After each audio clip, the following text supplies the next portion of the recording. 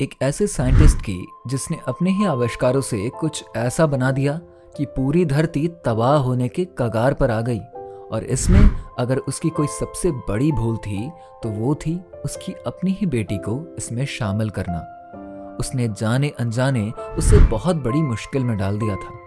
तो क्या था ये इन्वेंशन, आइए हम जानते हैं। Welcome back to the knowledge is everything channel. चलिए बढ़ते हैं कहानी की ओर।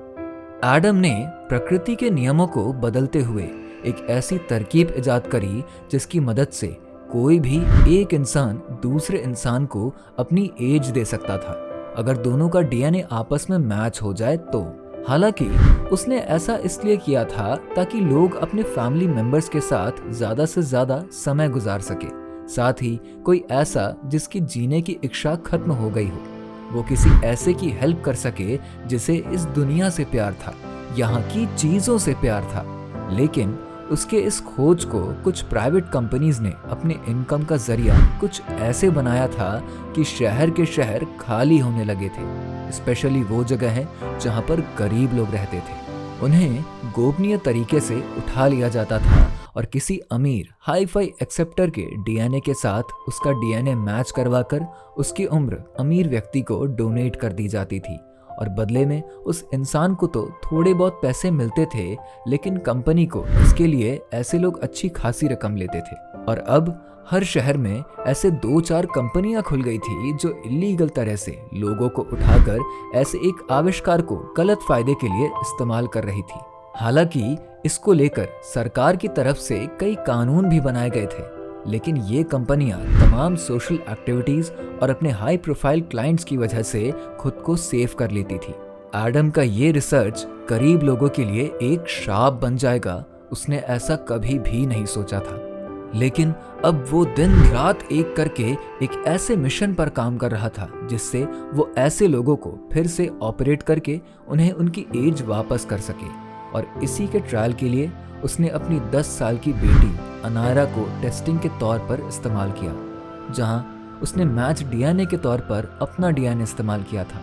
लेकिन इसमें एडम ने फिजिक्स के कुछ खास लॉज और टेक्नोलॉजी का भी इस्तेमाल किया था और एक ऐसा वर्जन तैयार किया था जो वैसा तो नहीं था जैसा उसने सोचा था, लेकिन ये उससे भी कहीं ज्यादा एडवांस्ड और स्पेशल था।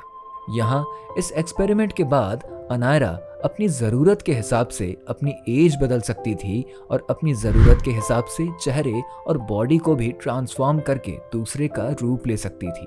वो पहले से कहीं ज़्यादा ब्रिलियंट और टैलेंटेड भी हो गई थी। इन शॉर्ट, एडम ने एक बार फिर कुछ ऐसा ढूंढ निकाला जिसके बारे में अगर दुनिया को पता चल जाता तो शायद इस बार कुछ अलग ही तूफान मच जाता।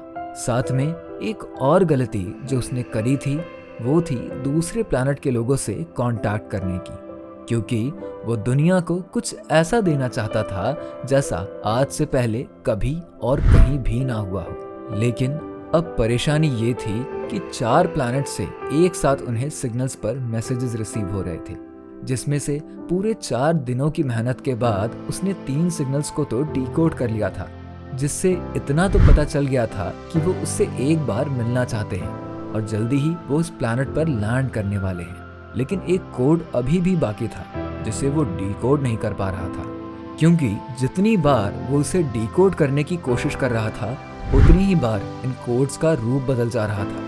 उसे फिलहाल ये समझ नहीं आ रहा था कि ये सब कुछ हो कैसे रहा है, क्योंकि वो अब अनायरा की पावर को जानता था। इसलिए थक हार कर वो ये चौथा कोड अनायरा को दिखाता है, जो 5 मिनट के अंदर ही उस कोड को इंटरप्रेट करके उसे बताती है कि ये एक खास तरह का मैसेज है जिसमें वो लोग एडम को धमकी दे रहे हैं कि वो अपने रिसर्च को यहीं रोक दे, नहीं तो वो पूरा सिस्टम बर्बाद कर देंगे। एडम को फिलहाल के लिए कुछ समझ नहीं आता है और वो अपने लैब से उठकर बाहर चला जाता है। एडम ने तो इस मैसेज पर कुछ खास ध्यान नहीं दिया था, लेकिन अनायरा को ये बिल्कुल भी अच्छा नहीं लग रहा था। उसने इस मैसेज को डिकोड करने के बाद अपने अंदर डेवलप्ड पावर की वजह से जल्दी ही इस लैंग्वेज का कमांड कर लिया और यहाँ से रिप्लाई सेंड करते हुए लिखा था, लेट्स प्ले अ और इतना करके उसने मैसेज भेज दिया था और उस सेटअप को बंद कर दिया था जिससे उस प्लैनेट को कांटेक्ट हो रहा था। एडम ने अनायरा को स्ट्रिक्टली मना किया था कि वो अपनी पावर्स और इसके बारे में किसी और को ना बताए, लेकिन अनायरा ये बात भला अपनी बेस्ट फ्रेंड डॉली से कैसे छुपा पाती।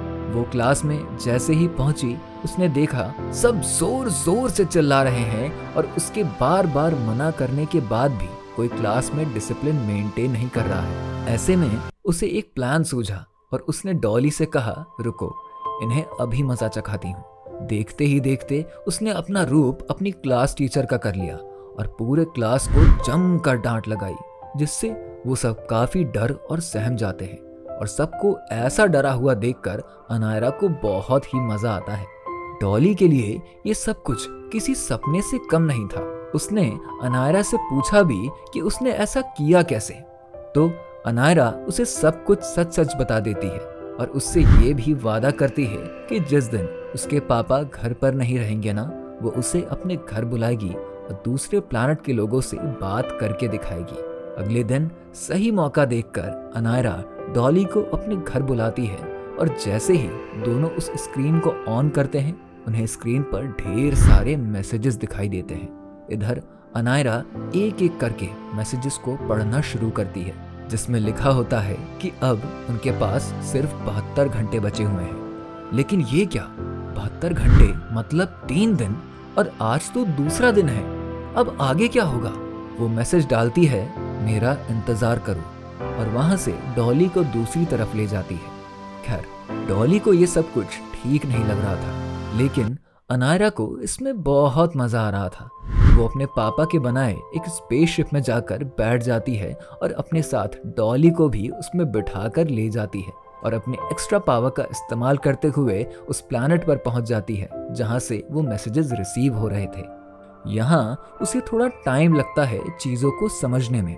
अनायरा अभी आसपास की चीजों को समझने की कोशिश कर ही रही थी कि तभी वो देखती है कि उसके स्पेसशिप जैसे ही कोई चीज आकर उसके स्पेसशिप से जोरदार तरीके से टकरा जाती है। वो स्पेसशिप बिल्कुल इसी स्पेसशिप की तरह कैसे दिख रही है, इस बात को समझने के लिए दोनों उसके पास जाती हैं, जहां उन्हें अपनी डेड बॉडीज दिखाई देती हैं। अब वो इस बात को देखकर बिल्कुल घबरा जाती है, क्योंकि उन्हें समझ नहीं आ रहा था कि जब वो दोनों यहाँ पर हैं तो फिर ये कैसे पॉसिबल है कि उनकी ही डेड बॉडी उनकी आंखों के सामने पड़ी है। दोनों वापस अपनी स्पेसशिप में आकर उसके मैकेनिज्म को समझने लगती हैं। हालांकि डॉली के लिए तो ये सब समझ के परे था, क्योंकि उसकी भी उम्र मात्र 10 साल की ही थी, लेकिन इवॉल्व होने की वजह से अनायरा का दिमाग काफी तेजी से भाग रहा था और वो जैसे तैसे करके इस पूरे कॉन्सेप्ट को समझने की कोशिश कर रही थी। काफी सारे कैलकुलेशंस के बाद उसे ये बात समझ आई कि इस प्लैनेट की ग्रेविटी में कुछ तो ऐसा है कि यहाँ पर टाइम ऑलमोस्ट उल्टा चल रहा है और यहाँ के ग्रेविटी एरिया में फंसे होने की वजह से यहाँ का टाइम स्लॉट एक फिक्स टाइम इंटरवल के बाद खुद को रिपीट कर रहा है और यही वजह है कि उनकी आंखों के सामने अपनी ही डेड बॉडी पड़ी हुई है। उसे अब ये बात समझ ही नहीं आ रही थी कि कैसे वो उस प्लैनेट से वापस अर्थ पर जाए और कैसे सब कुछ ठीक करे।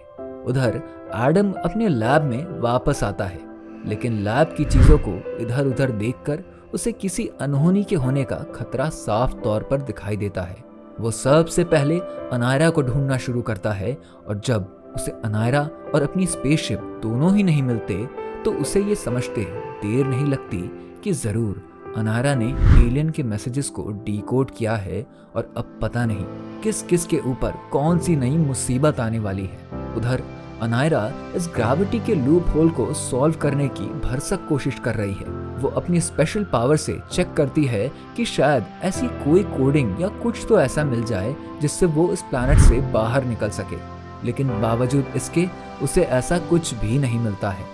साथ ही उसे ये भी दिखाई देता है कि उसकी आंखों के सामने ये स्पेसशिप वाली घटना लगातार घट रही है, जिससे उसे ये समझने में अब कोई कंफ्यूजन नहीं रह गई थी कि ये सब इस अनोखे प्लैनेट का ही कमाल है।